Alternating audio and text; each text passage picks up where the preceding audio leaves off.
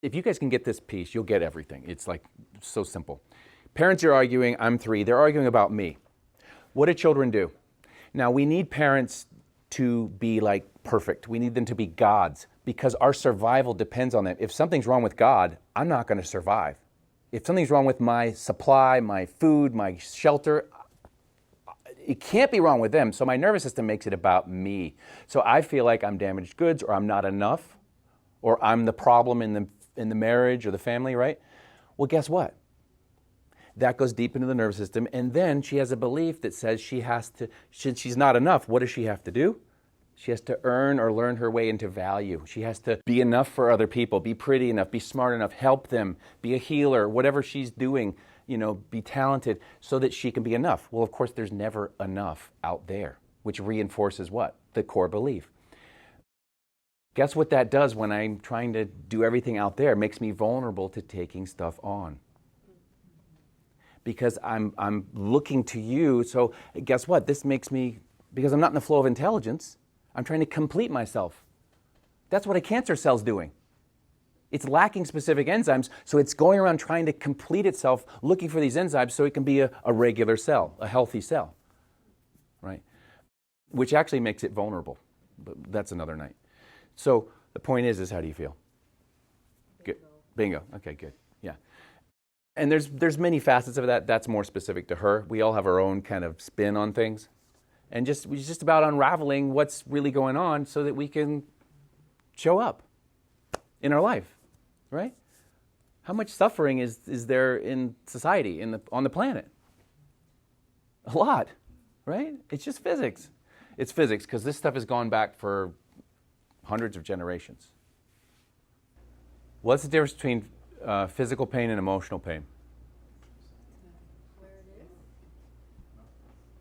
Most of you are shaking your heads. You're right. There is no difference. It depends on your perspective. If you're in your body and present, it's all physical pain. If you're in your head, it's all emotional pain. So when you're in the present, that's why you'll hear me work very specifically with language when I don't say emotions, anger, sadness, injustice, guilt. We might start there, but we dive into sensations. We label sensations, we have you breathe into sensations. It's all designed as an invitation to encourage you to be present. And that's half of this work. Because in the present, the I am that I am is who you are. You're eternal, you're never born, never die, and all that. But it's one thing to know it, it's another thing to be that. So half of my work, at least, is the invitation of that. There's been many great Advaita teachers, and Eckhart Tolle brought it more to the West, and Gangaji, and we can get into all that. That's great. But it's really woven through this practice. So we clear the burden from the past and all that and help you to show up and have a fulfilling life, and also do it from a place of consciousness, from a place of being awake and being present.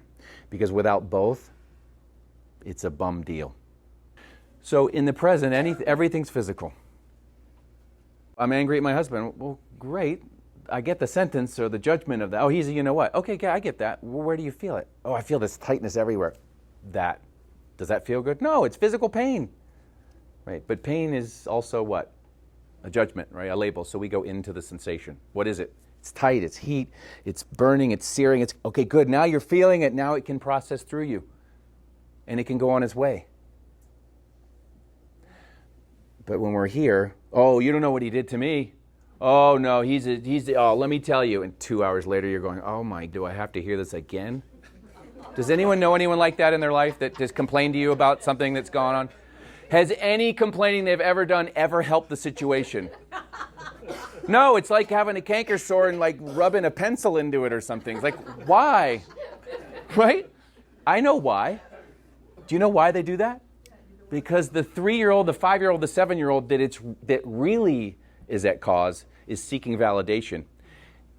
The feeling is in the body, and that's actually triggering the thoughts. It doesn't start with, if you have a negative thought, you feel bad. No, you feel bad first, and that actually creates the negative thoughts. That's why positive thinking doesn't do squat. I love myself, I feel so good. It's like, okay, good. I start to feel a little bit, and then I start sweating.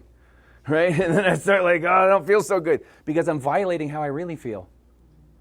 Now, if you really feel those things and you say them, what a blessing. So positive thinking is a blessing as long as you're not violating how you really feel inside, right?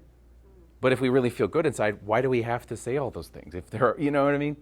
Do you have to tell someone that you're in love with how many times you love them? No, you don't have to, but you do because it's how you already feel.